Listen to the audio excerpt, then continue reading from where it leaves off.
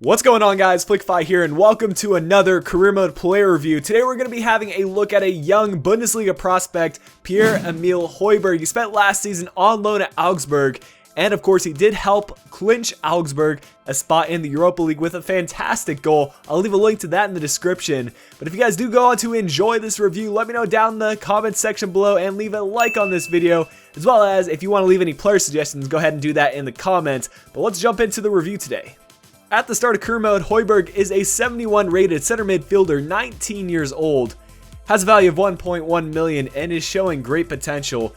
When you send an inquiry over to Augsburg, they're going to say 4.8 million, really not too much higher than his actual value. So you could probably pick him up somewhere around 3 million, which is very affordable for a 19-year-old prospect that's already 71 rated.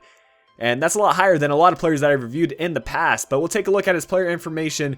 He is 6'1", can play the center midfield, center defensive midfield, or center attacking midfield position. So pretty much anywhere in that midfield. He's right-footed, has medium work rates, 4-star weak foot, and 3-star skill moves. No traits to start off with, and no specialties. And if we move on to his attributes, you can see very strong in the technical department. Already some in the upper 70s and a few in the upper 60s. Physical attributes are not too bad. Most of them are in the upper 60s, lower 70s, but let's jump ahead and see what he looks like when he's 30 years old. Over the course of 11 years in career mode, Højbjerg reaches an overall rating of 86 and a value of 26.5 million. Some good growth there for him. Unfortunately, he doesn't pick up any specialties, which I was very surprised by, but I'll talk a little bit more about that in the goals and highlights. We'll move on to the attributes and a little bit of growth in the physical department, most of them reaching the mid to upper 70s. And in the technical department, he did manage quite a bit of growth, a lot of them getting between the mid and upper 90s. Some notable ones, the dribbling at 98, some really good defensive stats with marking, sliding tackle, and standing tackle.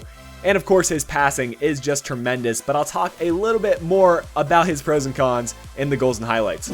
Just a small disclaimer going into this review, I have had the chance to use Højbjerg in my York City career mode in the past, so I don't always have the chance to do that for all the players, so take that as you will. But jumping into the pros, I would have to define Højbjerg as the complete midfielder. You can play him at the center attacking mid, center mid, or center defensive mid positions.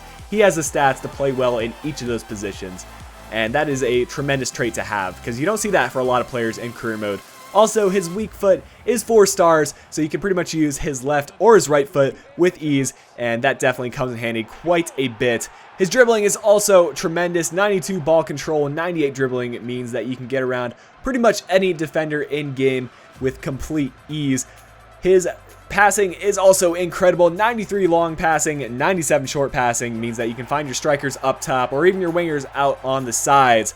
His defense, as I mentioned earlier, is just remarkable, really. 83 sliding tackle, 83 marking, and 98 standing tackle for a center midfielder is really unheard of, so that's a major attribute bonus. And lastly, his free kicks, as you guys see from the goals and highlights, are just some of the best that I've used. He just managed to get them in with ease. Couple of cons if you want to be picky. He does have 3-star skill moves, which some people don't like. For me, it was personally just enough.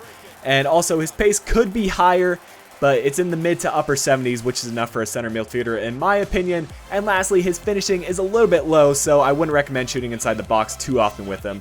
Overall though, I'm going to give him a 9.7 rating and a value for price of 10.0 because he is fairly cheap. But guys, I hope you have enjoyed the review today. If you did, do me a favor, leave a like down below, subscribe if you're new around here. Until the next review, this has been FlickFi. We'll be talking to y'all again soon.